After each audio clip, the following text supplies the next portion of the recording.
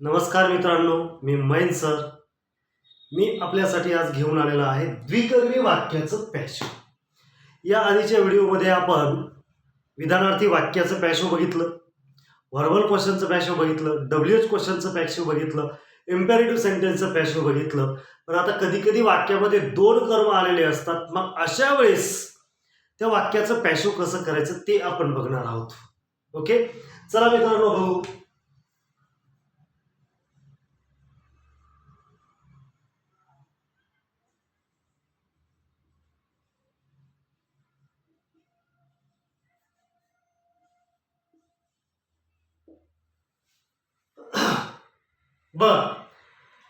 बघा मित्रांनो, she has given him a car असं वाक्य आहे.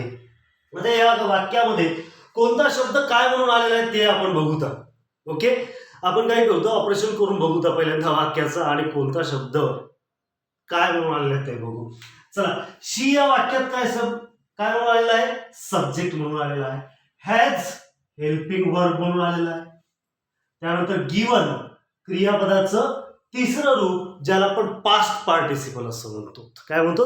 पास्ट पार्टिसिपल असं म्हणतो.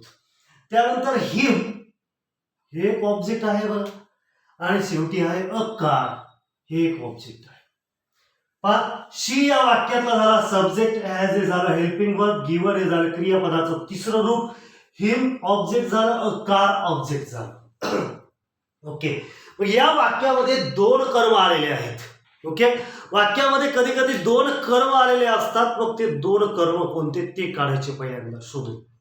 ओके, मग कर्म शोधण्यासाठी काय करायचं? वाक्यातील मुख्य क्रियापदाला व्हॉट या शब्दानं प्रश्न विचारायचा. ओके, वाक्यातील मुख्य क्रियापदाला जर व्हॉट या शब्दानं आपण प्रश्न विचारला तर येणारं उत्तर आपल्याला डायरेक्ट ऑब्जेक्ट मिळतं. आणि जर मुख्य क्रियापदाला हुम या शब्दानं प्रश्न विचारला तर येणारं उत्तर इनडायरेक्ट ऑब्जेक्ट मिळतं.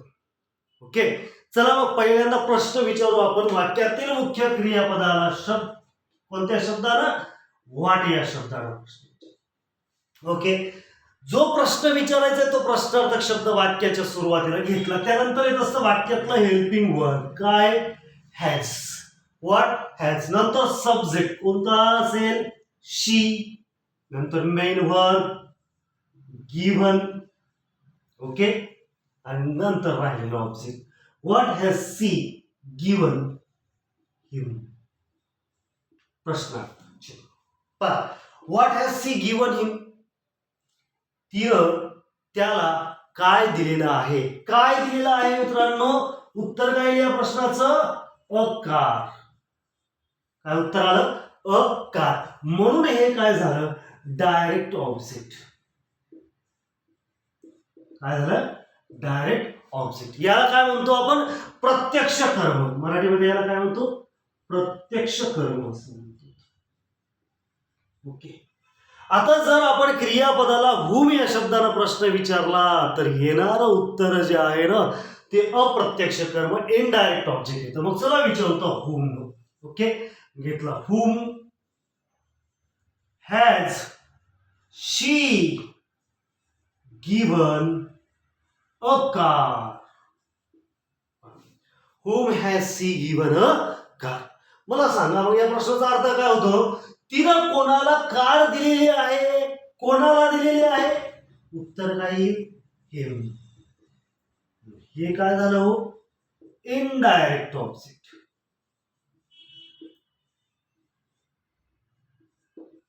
Indirect object. मराठीमध्ये आपण याला काय म्हणतो? अप्रत्यक्ष कर्म. अप्रत्यक्ष कर्म झालं. वाक्यातील मुख्य क्रियापदाला व्हॉट या शब्दाने प्रश्न विचारला असता मिळणारं जे उत्तर असतं ते कोणतं असतं? डायरेक्ट ऑब्जेक्ट असतं. वाक्यातील क्रियापदाला हुम या शब्दाने प्रश्न विचारला असता मिळणारं उत्तर जे असतं ते कोणतं असतं? Indirect object. पण आमच्या काही पोट्ट्याला अजून प्रश्न विचारता येत नाहीत. बरोबर, मग काय हरकत नाही बाळांनो.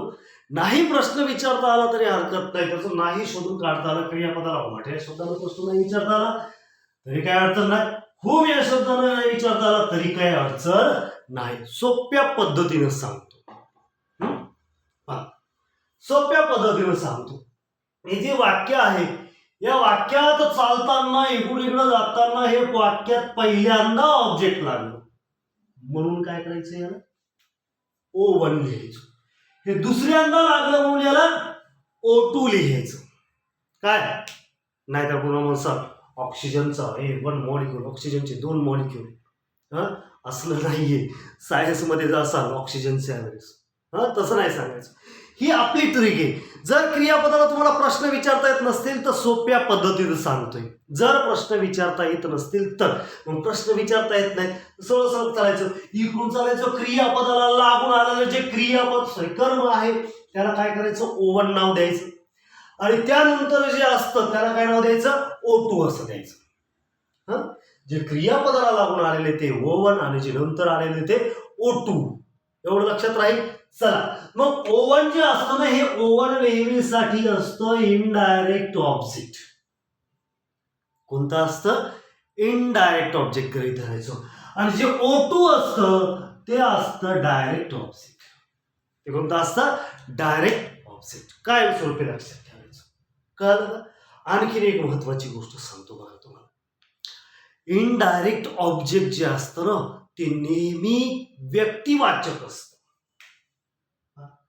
कोणता हे नेहमी कसं असतं व्यक्तिवाचक असतं आणि डायरेक्ट ऑब्जेक्ट जे आहे ना ते नेहमी वस्तुवाचक असतं. म्हणजेच ज्या कर्मावरून एखाद्या व्यक्तीचा उल्लेख होत असेल तर ते काय समजायचं इनडायरेक्ट ऑब्जेक्ट. ओके. आणि वस्तूचा समजत असेल तर डायरेक्ट ऑब्जेक्ट. कळलं. सोपं आहे नाही का. आणखीन दुसरी महत्वाची गोष्ट सांगतो. O1 जे आहे आपलं O1 जे इनडायरेक्ट ऑब्जेक्ट आहे ते इनडायरेक्ट ऑब्जेक्ट 99% सर्व नामाची द्वितीय विभक्ती आलेली असते. नाही परत एकदा सांगतो. काय जे O1 आपण ज्याला म्हटलेलं आहे म्हणजेच काय जे इनडायरेक्ट ऑब्जेक्ट आहे म्हणजेच मराठीत ज्याला आपण अप्रत्यक्ष कर्म असं म्हणतो ते अप्रत्यक्ष कर्म हे 99% सर्वनामाची द्वितीय विभक्ती आलेली असते.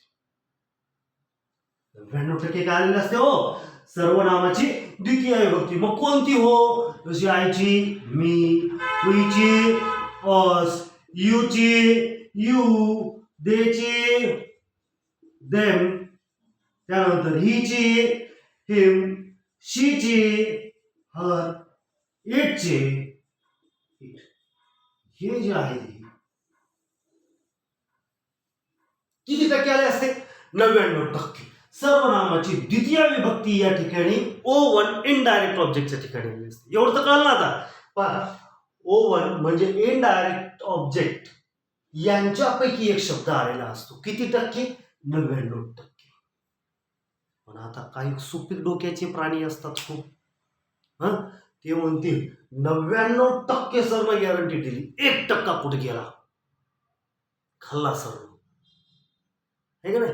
ते सरपंचाला आता काही काही पद बदनाम असतात. त्याच्या काही केलं तर बदनामीच वाढते. एका गावामध्ये एक गरीब असतो त्याला वाटतो की शासनाची मला मदत मिळावी 20-25 हजार जरी मिळाले तर खूप मदत होईल. खूप खूप खूप खूप दिवस होतो ते याच प्रतीक्षेत असतं की मला शासनाची कधी मदत मिळते. आणि एक दिवस तो उजाडतो त्याला शासनाची मदत मिळते. शासनाची मदत त्याला सुपूर्द करण्यासाठी गावकरी ग्रामपंचायत त्या ठिकाणी जमतात. सरपंच येतात आणि त्याला ती शासनाकडून मिळालेली 50,000 रुपयाची मदत सर्व गावाच्या समक्ष सुपूर्द करतात. सुपूर्द केल्याच्या नंतर 4-5 दिवसानं तो काय म्हणतो बाहेर माहितीये का. अहो 1 लाख आली असेल शासनाकडून मदत पण सरपंचांनी आम्हाला 50च दिली अर्धी खाल्ली. दोष सरपंचाचा नाही मानसिकतेचा त्या पदाला बदनाम करणे तसं म्हणतात. काही 99% गॅरंटी दिली 1% कुठे गेला होऊ शकतं. बघा 1% पण आहे आपल्याकडे. हिशोब क्लिअर आहे. कमी जास्त होणार नाही. ही काय ऑब्जेक्टिव्ह केस आहे बरोबर आहे. ऑब्जेक्टिव्ह, ही सब्जेक्टिव्ह आहे. 99% ऑब्जेक्टिव्ह केस सर्वनामाची द्वितीय विभक्ती आलेली असते. मग 1% जी उरलेली आहे ती कोण येत असते, यांची पजेशिव्ह केस. कोणती आलेली असते? पजेशिव्ह म्हणजे षष्टी विभक्ती बघायची. माय, वीची, यूची, युअर, देची, देअर, हिची, हिज, शीची, हर आणि इटची, इट्स. हे एवढे जे आहे ते किती टक्के आलेले असतात? 1% आलेले असतात. पण आता एक गोष्ट लक्षात, आलं का लक्षात? 99% या ठिकाणी सर्वनामाची द्वितीय विभक्ती आलेली असते, परंतु 1% कधी कधी षष्टी विभक्ती येऊ शकते. आणि षष्टी विभक्तीचे हे जे शब्द आहेत ना, हे शब्द एकटे येणार नाहीत. त्यांच्या सोबत काय तर कुठलं तरी नाऊन आलेलं असतं समोर. लाग नाही त्यांचा एकटा येण्याचा. एकटा येण्याचा लागेल का? नाही. खूप भित्र आहेत. त्यांना नेहमी कुणाची जोड पाहिजे? नाऊनची पाहिजे. काय पाहिजे? नाऊनची पाहिजे. मग पाहू असं काहीतरी असं. ठीक आहे, कळालं इथपर्यंत? ओके. चला आपल्याला पाहायचं द्विकर्मी वाक्याचं पॅसिव्ह. हे झाले बेसिक माहिती. डायरेक्ट ऑब्जेक्ट आणि इनडायरेक्ट ऑब्जेक्ट आपण शोधून काढलेले. एक प्रत्यक्ष कर्म आहे वाक्य, दुसरं अप्रत्यक्ष कर्म आहे. चला तर वाक्याची पॅसिव्ह करण्यासाठी आपण नेहमीच पॅसिव्ह सूत्र पाहू शकतो. कोणताही ऑब्जेक्ट सुरुवातीला घेऊ शकतो. इथं ओ घ्या म्हणतं. इथं 2 ऑब्जेक्ट आहेत, हिम आणि अ कार. मग त्यापैकी पहिल्यांदा काय करू आपण? डायरेक्ट ऑब्जेक्ट घेऊ. तर सुरुवातीला डायरेक्ट ऑब्जेक्ट कोणता आहे? A car. घेतलं वाक्याच्या सुरुवातीला अ कार. झालं. त्यानंतर काय म्हणतो? हेल्पिंग वर्ब घ्या. मनानं घ्यायचंय का नाही घ्यायचं? वाक्यात पाहायचं प्रश्नामध्ये जे आलं असं त्याच कंपनीतलं इथं घ्यायचं. कोणतं आलेलं हो? हॅज. कोणत्या कंपनीतलं आहे? हॅवॅज कंपनीतले, हॅवॅजच्या गटातलं आहे. मग या ठिकाणी पॅसिव्ह जे आहे ते कोण्या गटातलं येणार आहे? एकतर हॅव येईल नाहीतर हॅज येईल. मग चला हॅव घेऊ की हॅज घेऊ? परत दोघांपैकी मनानं घ्यायचंय का नाही? त्या कर्माच्या वचनानुसार घ्यायचं. मग कर्माचं वचन बघा, एक वचनी का अनेक वचनी? कार एक वचनी. सहाय्यकारी क्रियापद काय? हॅज. झालं याच्यावर हेल्पिंग वर्ब. त्यानंतर बी, बिंग, बिन यांच्यापैकी एक प्रत्यय घ्या. ओके. तर बी कधी घेत असतो आपण? सिंपल फ्युचर असेल तर बिंग कधी घ्यायचं? कंटिन्युअस प्रेझेंट, कंटिन्युअस पास्ट असेल तर बिन कधी घ्यायचं? Perfect present, perfect past, perfect future असेल तर. पण जर काळही नाही ओळखता आले तर सोप्या भाषेत तुम्हाला सांगितलं होतं काय? बी कधी घ्यायचं? तर वाक्यामध्ये शाल किंवा विल आलेलं असेल तर. आले का? नाही. बी कधी घ्यायचं होतं? जर वाक्यामध्ये क्रियापदाचं चौथं रूप आलेलं असेल तर. आणि बिन कधी घ्यायचं होतं? वाक्यामध्ये क्रियापदाचं तिसरं रूप आलं असेल तर. बघा शाल विल दिसतं का? नाही, म्हणून बी येणार नाही. बी फोर दिसतं का वाक्यात आलेलं? प्रश्नामध्ये नाही, म्हणून बिंग येणार नाही. त्यानंतर V3 दिसतं का हो? तर दिसतं. तर मग काय येईल प्रत्यय? बिनी. घेऊन टाकला. त्यानंतर म्हणतं क्रियापदाचं तिसरं रूप घ्या. वाक्यात ऑलरेडी आहे, घेऊन टाकलं. नंतर काय म्हणतो? सी घ्या. पण इथं थांबा जरास, पुढं जायचं नाही. सावधान, पुढे धोका आहे. सी कडे जायचं नाही, इथंच थांबायचं. सी ला जायचं नाही. इथं थांबलो आपण. का थांबलो बरं? कारण आपण दिलेल्या वाक्यामध्ये 2 कर्म आलेले, तर एक कर्म वाक्याच्या सुरुवातीला घेतलेले, राहिलेलेच एक कर्म आहे ते आपल्याला क्रियापदाच्या तिसऱ्या रूपाच्या नंतर टाकायचं आहे. कारण ते कर्माची जागा कुठं असते बरं? Subject, verb, object. बरोबर आहे ना? क्रियापदाच्या नंतर असते. म्हणजे क्रियापद झालं. मग आता हे हिम इकडे घ्यायचंय आपल्याला. आता हे हिम जे आहे ते कोणतं आहे हो? इनडायरेक्ट ऑब्जेक्ट आहे. मग ते इकडे इनडायरेक्टली घ्यायचं. मग इकडे हिम आहे, इकडे काय होईल? To him. ओके. इकडे देव असतो तर इकडं टू देम. इकडं हर असतो तर इकडं टू हर. इकडं मी असतं तर इकडं टू मी असतं. काय लक्षात? इनडायरेक्ट ऑब्जेक्ट इकडं इनडायरेक्टली घ्यायचं. मग तत्पूर्वी काय करायचं? टू हे प्रिपोजिशन वापरायचं. त्याचं पॅसिव्ह होऊन जातं. झालं. त्यानंतर आता जा पुढे केस कर. काय? सी कॉम्प्लिमेंट आहे. कॉम्प्लिमेंट वाक्यात नाही, सोडून द्या. पुढे जा. बाय घेतलं. त्यानंतर सब्जेक्ट ऑब्जेक्टिव्ह केस, SOC. कर्त्याची द्वितीय विभक्ती. कर्ता कोणता आहे हो? शी. शीची द्वितीय विभक्ती हर. पुस्तक. काय उत्तर? A car has been given to him by her. झालं. आता बघा एका पद्धतीने झालं, हे दुसऱ्या पद्धतीनं सुद्धा होतं. ऑर. काय? याला ऑर पद्धतीने सुद्धा याचं येऊ शकतं. म्हणजे कसं दुसऱ्या पद्धतीने? तर बघा, आता आपण डायरेक्ट ऑब्जेक्ट सुरुवातीला घेतलं, आता इनडायरेक्ट ऑब्जेक्ट आपण सुरुवातीला घेऊ. ओके. Indirect object. कोणतं इनडायरेक्ट ऑब्जेक्ट? हिम. तर इकडे घेताना काय होईल त्याचं? हो, प्रथम विभक्ती ही होईल. झालं. त्यानंतर काय घ्या म्हणतं? एचव्ही. वाक्यात पहा एचव्ही कोणतं आलेलं आहे? इथं हॅज आलेला आहे. हॅवॅजच्या गटातला आहे. इथं येणारं सहाय्यकारी क्रियापद त्यांच्याच गटातला असेल तर हे हॅव येईल, नाही तर हॅज येईल.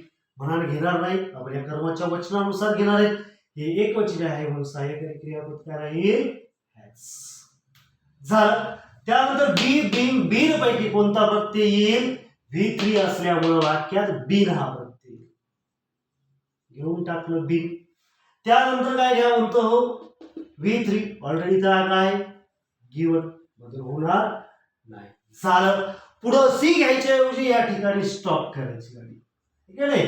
क्रियापदाचं तिसरं रूप झाल्याच्या नंतर, कारण तुम्हाला सांगितलेलं होतं जगातलं कुठलंही वाक्य आलं असेल तर या एकाच सूत्रानुसार आपल्याला पॅसिव्ह बनवता येतं. आता या ठिकाणी एक कर्म वाढलेलं आहे आपल्या वाक्यात आणि ते कर्म वाढल्यामुळे आपल्याला ते कुठं टाकायचं आहे? क्रियापदाच्या तिसऱ्या रूपाच्या नंतर टाकायचं आहे. म्हणजे क्रियापदाचं तिसरं रूप याच्या नंतर कर्म घ्यायचे. मग आता हे उरलेलं कर्म कोणतं आहे? Direct object. का? तर इनडायरेक्ट ऑब्जेक्ट आपण वाक्याच्या सुरुवातीला घेतलं, राहिलेलं डायरेक्ट ऑब्जेक्ट डायरेक्टली इथं लिहायचं. याच्यापूर्वी टू घेतलं का आपण? नाही घ्यायचं, कारण डायरेक्ट ऑब्जेक्ट. इनडायरेक्टच्या पूर्वी काय घेतलं? टू घेतलं, कारण ते इनडायरेक्ट आहे म्हणून. इथं डायरेक्ट आहे म्हणून घेतलं का? नाही. ओके. चला पुढे जा. आता घ्या कॉम्प्लिमेंट, परंतु प्रश्नामध्ये कॉम्प्लिमेंट आलेलं नाही म्हणून सोडून द्या. पुढे जा. काय घ्या? बाय घ्या आणि कर्त्याची द्वितीय विभक्ती. कर्ता कोणता आहे? शी. शीची द्वितीय विभक्ती हर. पुस्तक. काय उत्तर आलं? He has been given a car by her. कळालं? अच्छा, कळालं. तरी पुढचं एक उदाहरण घेऊन सांगतो, नसेल कळालं तर बघा. Teacher is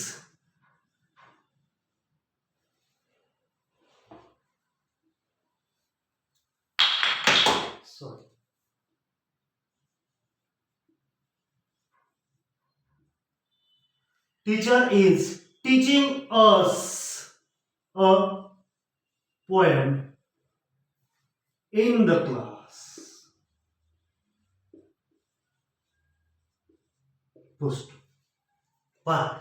teacher is teaching us a poem in the class. चला सूत्र टाकू आपण याच्यामध्ये, स्ट्रक्चर टाकू, ऑपरेशन करून घेऊ या वाक्याचं. टीचर या वाक्यात काय म्हणून आलेला आहे शब्द? सब्जेक्ट म्हणून आलेला आहे. इज हेल्पिंग वर्ब म्हणून आलेला आहे. टीचिंग क्रियापदाचं चौथं रूप म्हणजेच V1 प्लस ING म्हणून आलेला आहे. आता बघा पुढे गेलो आपण, इथं काय? अस. ऊस नाही, काय? अस. हे अस जे आहे हे अस काय म्हणून आलेले रे? O1. आता O1 म्हणजे सांगितलं का वाक्यात इकडं जाताना पहिल्यांदा लागतं म्हणून O1. दुसरं काही कारण आहे का? नाही. ऑक्सिजनचा वन मॉलिक्यूल आहे का तो? ऊस नाही, तो O1 पहिल्यांदा लागलं. अ पोयम हे O2. आता O2 का? हे दुसऱ्यांदा लागलं म्हणून वाक्यात.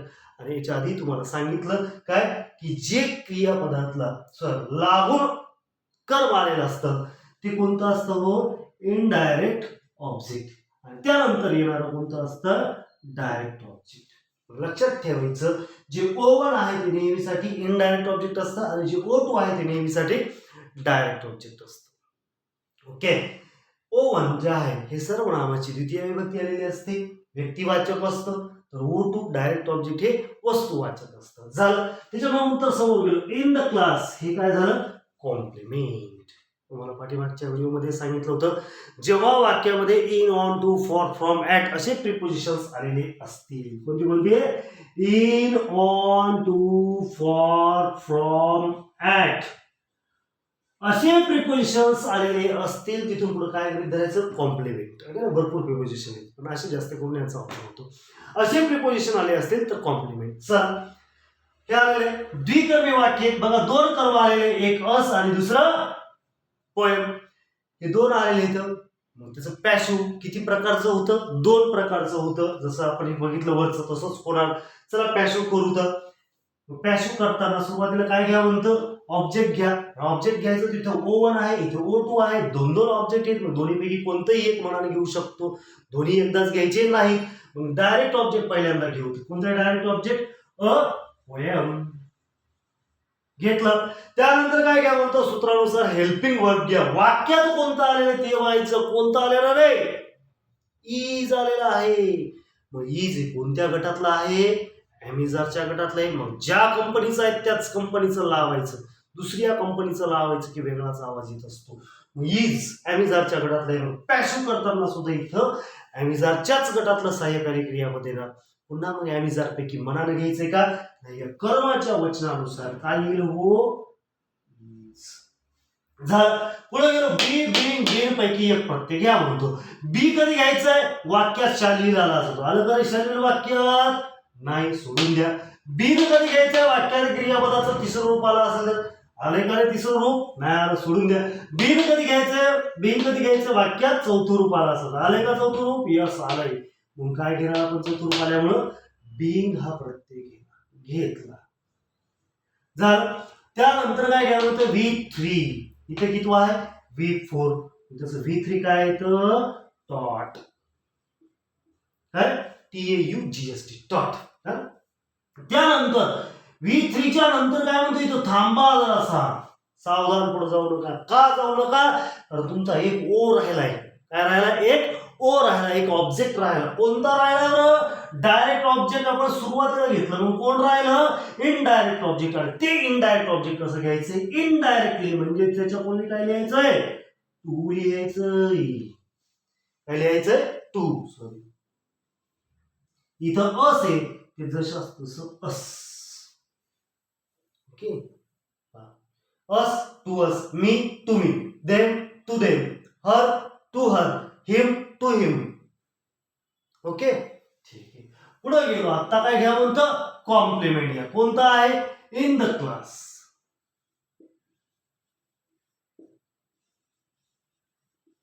झालं. त्यानंतर बाय आणि सगळ्यात शेवटी कर्त्याची करती. कोण आहे? टीचर. टीचरची द्वितीय विभक्ती काय? टीचर. कारण नाऊनची द्वितीय विभक्ती होत नाही, प्रोनाऊनची होती. नामाची द्वितीय विभक्ती होती का? नाही, सर्वनामाची होती. म्हणून टीचरला काय आहे? टीचर. काय उत्तर? A poem is being taught to us in the class by teacher. Okay, हे झालं डायरेक्ट ऑब्जेक्ट आपण सुरुवातीला घेतलं. आता काय करू आपण? हे इनडायरेक्ट ऑब्जेक्ट जे आहे O1 हे घेऊ तर सुरुवातीला. मग इथं काय? अस. तर कर्त्याच्या ठिकाणी इकडे आणताना त्याची काय होईल? हो प्रथमा होईल. काय होईल? प्रथमा वी. काय होईल? प्रथमा वी. झालं. ऑब्जेक्ट घेतलं सुरुवातीला, याचा प्रश्न भेटला. त्यानंतर काय घ्या म्हणतो? HV घ्या. हेल्पिंग वर्ब घ्या. मनाने घ्यायचे का? नाही, अजिबात मनाने घ्यायचं नाही. वाक्यात प्रश्नामध्ये बघायचं कोणतं हेल्पिंग वर्ब आलेलं आहे, कोणतं आलेलं आहे? इज आलेला आहे. मग इथंही काय? इथंच येईल का? नाही. याचा गट पाहायचा पूर्ण. कोणत्या गटातला आहे? ॲमिझारच्या गटातला आहे. इथेही गटच मांडायचा. ॲमिझारच्या गटापैकी येणार. ॲमिझारच्या गटापैकी वी साठी कोणतं लागू पडेल? आर. घेतलं. त्याचं प्रमाण इज होतो नाही, आर कसं काय? ते जमणार नाही, वचनानुसार असतं. पुढे गेलो. बी बीइंग बीइंग पैकी कोणता प्रत्यय रे? करेक्ट. V4 आलेला आहे वाक्यामध्ये, म्हणून काय येणार? बीइंग येणार. झालं. त्यानंतर काय म्हणतं? V3 घ्या. इथं टीचिंग आहे. V3 किती आहे? कोणतं येतं? टॉट. झालं. त्यानंतर काय म्हणतं? V3 च्या नंतर थांबा. राहिलेला एक ओ घ्या. ऑब्जेक्ट घ्या. एक कर्म राहिले ते घ्या. मग इनडायरेक्ट ऑब्जेक्ट सुरुवातीला घेतलं होतं आपण. या वाक्यात कोणतं राहिलेलं आता? हे डायरेक्ट ऑब्जेक्ट राहिले. मग ते उचलायचं आणि इकडे मांडायचं. ते डायरेक्टली घ्यायचं. त्याच्यापूर्वी कसल्याही प्रकारचं टू वगैरे लिहायचं नाही, म्हणून घेऊन टाकलं आपण पोएम. झालं. त्यानंतर काय घ्यायला म्हणतं? कॉम्प्लिमेंट आहे वाक्यामध्ये आहे. In the class. In the class झालं. त्यानंतर पुढे गेल्यानंतर बाय घ्या आणि कर्त्याची द्वितीय विभक्ती घ्या. कर्ता कोणता आहे? टीचर. टीचर नाऊन आहे. नाऊनची द्वितीय विभक्ती होत नाही म्हणून नाऊनच राहील. काय उत्तर आलं रे? We are being taught a poem in the class by teacher. आलं का लक्षात? समजलं? अच्छा ठीक आहे. चला समजलं असेल तर एक वाक्य देतो मी आणि ते वाक्य मला तुम्ही याच्यामध्ये दाखवायचं, सोडवून दाखवायचं आहे. सोपं वाक्य देतो. चालेल?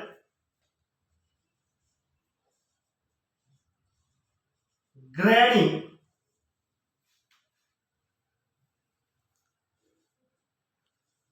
tells me